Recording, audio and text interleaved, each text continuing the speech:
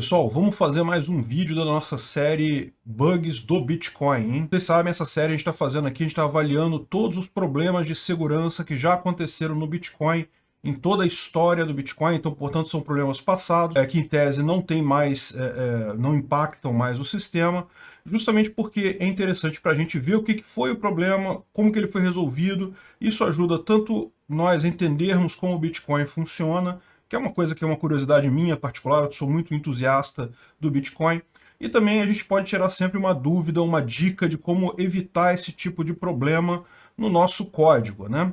E esse tipo de problema que a gente vai ver hoje é um problema muito comum. Vamos ver o CVE 2013-2272.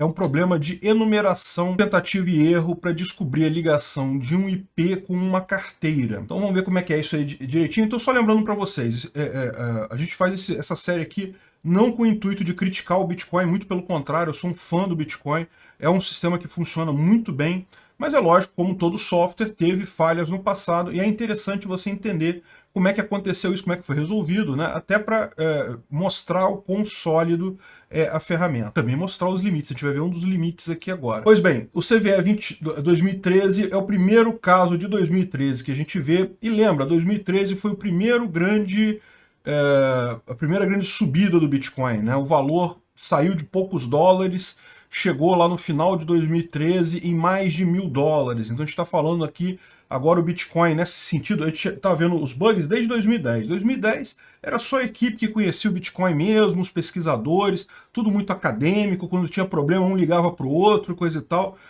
tudo muito limitado, né? Já foi crescendo. 2011, 2012 já tinha várias exchanges, já tinha muita gente usando o Bitcoin além da equipe inicial.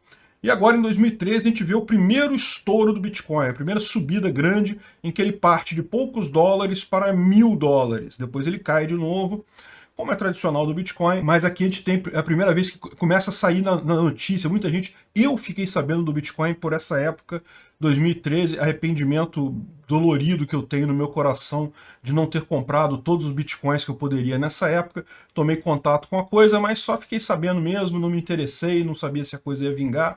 O CVE, quer ver o valor aqui? Ó, a gente tem aqui um price do Bitcoin, você pode ver aqui no finalzinho de 2013, ele vai até $1.000 aqui, né? Dezembro de 2013, né? Aí 2014 ele cai de novo, cai para 400 e poucos dólares e coisa e tal, e aí só vai subir novamente em 2017, ele chega a $20.000 e coisa e tal. Bom, aí o resto é história, você já conhece. Mas enfim, a gente já está falando agora de um sistema que tem muita gente usando e coisa e tal, e esse problema é um problema de privacidade. Qual que é o problema? Eles descobriram uma forma de você associar um IP do nodo com a carteira que tem naquele nodo. Então repara, quando você roda o nodo Bitcoin, deixa eu rodar ele aqui. Quando você roda o nodo Bitcoin, como a gente já falou, ele conecta com 10 outros nodos da rede e passa a transmitir as transações, né? Ele mantém lá no mempool, que é aquela coisa de memória, as transações que não foram confirmadas, mantém os blocos minerados na blockchain.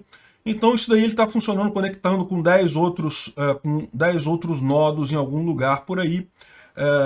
A questão toda é a seguinte, os outros nodos veem que existe um nodo rodando aqui no meu IP, eles sabem que existe um nodo aqui, mas eles não sabem qual carteira que está no meu nodo, eles não sabem de que carteira que é minha. Lembra? Todas as transações são passadas para todos os nodos, né?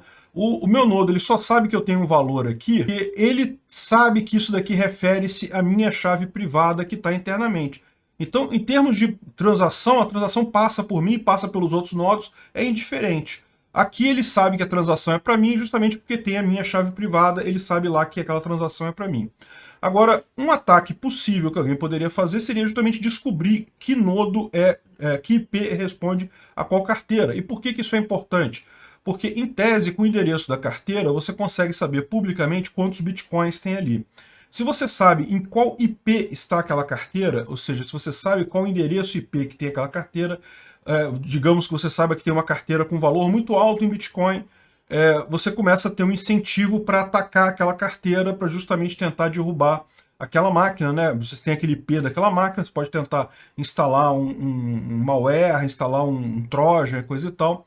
Então é um problema sim, mas a gente vai ver o problema que já foi corrigido e coisa e tal, e na verdade existem outras formas de você ligar a carteira ao IP. Então isso daqui não resolveu 100% esse problema, não. Existem algumas outras formas de se fazer essa ligação, particularmente se você monitora a rede e fica vendo de onde vem a transação, para onde vai a transação. Porque lembra, no momento que eu fizer uma transação aqui, que eu mandar algum Bitcoin para algum endereço, os primeiros nodos que receberem esse negócio vão perceber que receberam de mim essa transação e não receberam de nenhum outro lugar. Se uma pessoa tem um número grande de nodos na rede que ela está monitorando, ela consegue saber qual foi o nodo que originou aquela transação e aí consegue fazer a ligação da transação com o IP. Mas é uma coisa mais complicada. Esse método aqui era um método muito mais simples que havia devido a uma falha no Bitcoin, né? Então é descrito aqui pelo Sérgio Lerner como é que era isso daqui. Isso é um caso que não é incomum, né? Você tem um código que a função de segurança é implementada pelo código, ou seja, a proteção que ele implementa no final ele acaba gerando uma falha maior ainda. E qual que era essa falha? Bem, a gente vai ver o código disso daqui, tá? Você vai reparar que tem uma grande mudança, esse código foi todo refatorado, então foi até difícil achar essa função no novo código, mas a gente conseguiu descobrir.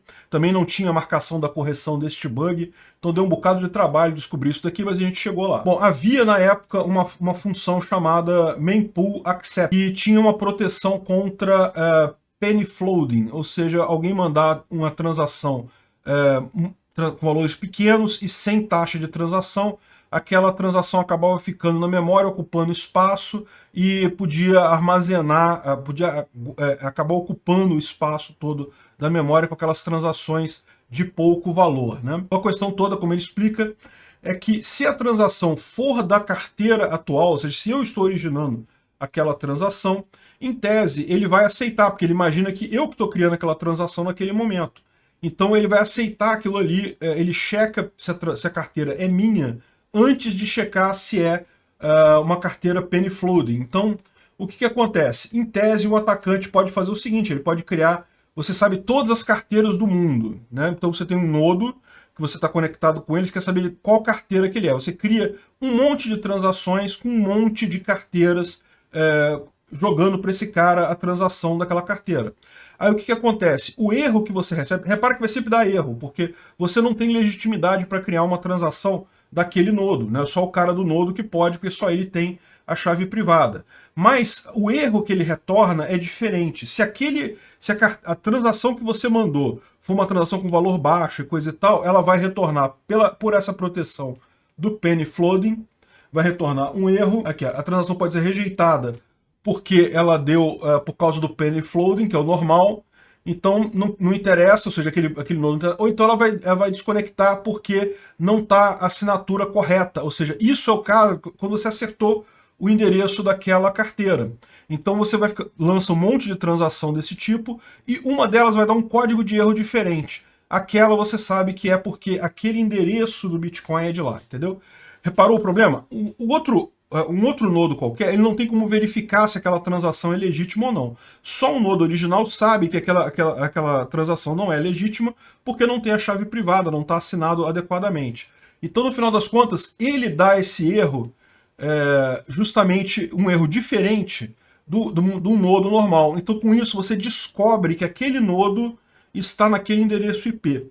E isso é um problema, porque como eu falei, né, de repente é um nodo que tem um endereço, uma carteira que tem um endereço, que tem um valor significativo de bitcoins, e agora você sabe o endereço IP onde está armazenada aquela carteira. Um atacante pode usar isso para tentar colocar um troja, um código malicioso, um ransomware, enfim. Essa é a ideia. Você checa pelo tipo de erro diferente, você descobre que aquela carteira, ela tem aquele nodo, tem aquela carteira ali dentro, né? Pois bem, eles levantaram aqui, tem a discussão longa aqui, uma da discussão que eles falam é que isso não é impossível de fazer por outros métodos. Então, assim, é como eu falei, se você tiver monitoração da rede, tiver vários nodos, você consegue saber de onde está vindo a transação, então você ainda consegue detectar o IP, detectar o endereço da carteira, ligar ao IP, se você tiver muitos nodos na rede, mas isso é uma coisa mais complicada. Esse método aqui dava um método tranquilo. Você manda um monte de transação para aquele nodo, um deles vai dar um erro diferente. Aquele que deu um erro diferente, você sabe que aquela transação é dali. Lembra, a gente está fazendo transações inválidas, transações erradas. e que eu estou dizendo que a transação vem daquele nodo específico, sendo que eu não tenho como fazer uma transação daquele nodo porque eu não tenho a chave privada dele. Então, mas pelo tipo de erro que ele dá, ele entrega o problema, né? Então eles discutem o assunto aqui e não encontrei em lugar nenhum a descrição de como isso foi resolvido. Então a gente discutiu em vários pontos aqui, a questão da get min fee, coisa e tal, como é que ele vai tratar isso daí. O fato é que não há explicação em lugar algum aqui, pelo menos eu não encontrei, sobre a correção dessa vulnerabilidade. Daí eu fui lá no código para tentar localizar a coisa, né, onde é que estaria a correção, onde estaria a correção disso daí, mas também não tem a descrição dessa correção aqui da 2272 e também não tem a função accept, falava que era a função accept que tinha um problema. Tem outras palavras accept aqui, mas a função não tem. E daí eu tive que fazer de novo uma certa depuração para entender a mudança de código, né? A primeira coisa é que essa função accept deixou de existir, ela foi substituída por toda uma página, toda uma parte que é por toda essa parte aqui, ó, que está mempool accept. É uma nova classe, não é mais na tx mempool, é na tx mempool accept. E a função não se chama mais só accept, se chama accept single transaction, e checa uma transação para ver se ela está de acordo, né? E na verdade isso ficou bem mais complexo agora. Antes era uma função só, agora você tem um grande conjunto de checagens. Você faz primeiro uma checagem que ele chama de pré-checks, depois ele faz os policy script checks e depois o consensus script checks, e finalmente ele checa se pode adicionar aquilo para a mempool da página. Então eles removeram toda aquela verificação que havia antes e mudaram totalmente a forma como essa checagem. Como agora a checagem, se a função é própria daquela carteira, acontece depois da pré-checks, que era a verificação se era o penny fluid, coisa e tal, quer ver? Ó, deixa eu postar para vocês aqui a pré-check. Aqui que ele vai checar se o tamanho da transação tá ok, coisa e tal, verifica conflito de transação. É enorme essa função pré-check, justamente verificando a questão da transação, se ela é válida, né? Se ela tem conflitos e coisa e tal, e calcula a parte de transações que originaram aquela transação, estão na memória também. Então, ou seja, tem uma série de alterações aqui que ela verifica tudo isso antes de verificar se a transação é da carteira local. Então isso removeu esse problema, porque o problema era justamente que quando era uma carteira local, ela dava um erro diferente, porque ela não checava o penny floating, não checava a transação de valor muito baixo, né? Então, embora não tenha definido especificamente aqui, não seja descrito especificamente, e portanto eu não tenho como ter certeza que foi exatamente essa a verificação que foi a alteração que corrigiu o problema, mas tudo indica que sim. Você pode ver que tem aqui uma série de checagens que são feitas que é totalmente diferente. Isso aqui, essa parte do código mudou totalmente em função de evolução, de ter mais checagem na validade da transação, né? Então, que era antes uma simples função mempool accept, agora não tem mais nada a ver, tem uma série de checagens que ele faz, e ele só checa se adiciona aquilo ao mempool no final da conta. Se aquilo é ligado à carteira dele, só está checado no final do processo todo, né? Então, com isso, você não tem mais o problema de ter um código de erro diferente na hora de bater o endereço da transação com o IP do nodo. Para que realmente é uma coisa complicada, né? Isso daqui eu dei uma checada aqui nos pull requests todos para você ver. Para que o problema foi levantado em 2012, no final das contas isso gerou um CVE mais adiante, em 2013, quando eles confirmaram o problema, e isso foi corrigido também em 2013, é o que a gente vê aqui na correção aqui, né, na questão da vulnerabilidade. E, bom, no final das contas é isso daí, gente. O problema já foi resolvido com a alteração da forma como é verificada a transação, o aceite da transação na memória. Bom, agora o que a gente pode ver em termos de evitar esse tipo de problema no nosso sistema? Esse é o tipo de problema que é bastante comum, que é justamente o vazamento de informação sensível. Muitas vezes as pessoas se preocupam, acham que vazamento de informação é só quando o sistema retorna a informação, mas muitas vezes basta que o código de erro seja diferente para determinada situação para você conseguir identificar, pegar a informação além do que era planejado pelo sistema. Isso é uma coisa bastante comum. Então, essa sequência com que você faz a checagem de validação de algum dado que você recebe, e principalmente você ter mensagens diferentes de erro, isso pode ser um problema de segurança. Isso tem que ser pensado de forma muito simples. Um exemplo claro disso é quando eles falam que você não pode dizer login errado ou senha errada na autenticação. Porque senão um atacante consegue saber pelo menos quais são os logins válidos. Ele começa a testar logins com senhas aleatórias.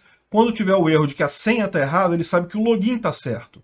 Então você está vazando para ele um pouco de informação que pode ajudar ao atacante. É a mesma coisa aqui. Você jogando um monte de transações, você sabe que todas elas vão dar erro, nenhuma delas vai vingar no final das contas, mas o código de erro que o nodo retorna é diferente conforme a situação, se aquele endereço for relativo àquele nodo específico. Então esse é um caso clássico de vazamento de informações. A gente não consegue ver a correção aqui, porque provavelmente foi totalmente refeito o código. Não, provavelmente não. Certamente foi totalmente refeito o código de aceitação da transação para o mempool.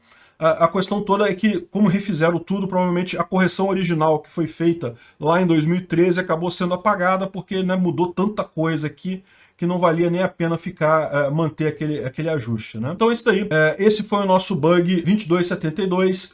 É um bug, não é um bug sério, até porque, como eu falei, existem outras formas de ligar um nodo a um endereço. Então, ou seja, isso não é uma garantia que o Bitcoin te dá, ele não dá garantia que você não consiga descobrir qual é a chave que está naquele nodo. Então, existem até algumas pessoas que falam que quando você tiver uma quantidade muito grande de Bitcoin em um nodo, é recomendável você fazer isso num nodo offline, ou seja, você tem um nodo online que fica o dia inteiro ali trabalhando, em contato com outros nodos e coisa e tal, e você pode criar um outro nodo offline e fazer um relay só com aquele seu nodo, de forma que outros nodos não fiquem sabendo daquele seu nodo que tem um endereço, que tem uma quantidade significativa de bitcoins ali. Essa é até uma coisa que eles comentam aqui como uma recomendação até mais forte do que a correção que tem hoje. Porque lembra, como eu falei, corrigiu esse problema. Não dá para você simplesmente mandando transações descobrir qual é o endereço Bitcoin daquele nodo pelo IP dele. Mas você continua conseguindo fazer isso por outras formas. Então a recomendação realmente é justamente que você tenha um nodo offline ligado só num nodo online para manter uma quantidade maior de Bitcoins. Eles falam isso em algum momento aqui dessa thread aqui. Então é isso aí, minha gente. Muito obrigado. Até a próxima.